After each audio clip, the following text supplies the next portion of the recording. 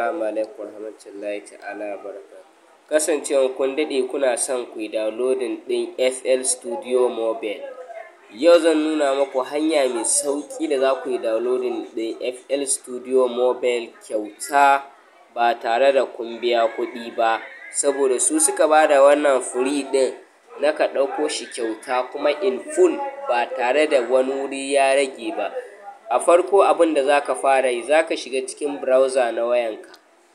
Ko Chrome browser kake da shi ko Opera, ko za ka iya shiga dai duk wata browser da ke kan wayanka.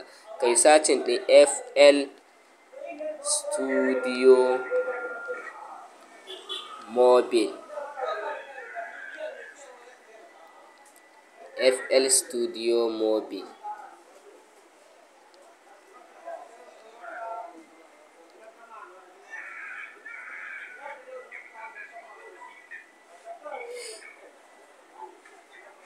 Bayan ka yi satin zai buɗe ma FL Studio Mobile kamar haka.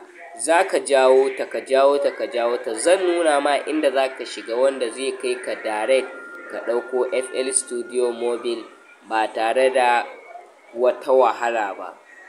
Farko dai ka shiga FL Studio Mobile app. Suna tambayan mu. Bari mu shiga masu ta inda muka shiga muke searching domin su bamu ita in full.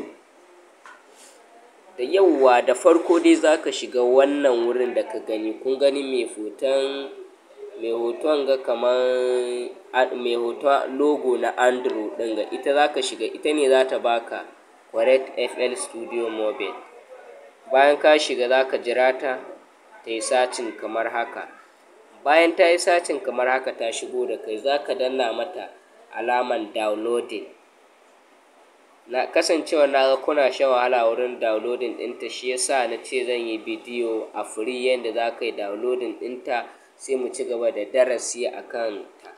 Sai ka danna mata download version, sai ka danna downloading, sai ka yi allow. Bayan ka danna downloading ka yi allow, za ta ɗan ja ka na wasu mintuna. Bayan ta gama ta jeho mana za ta fara downloading kenan.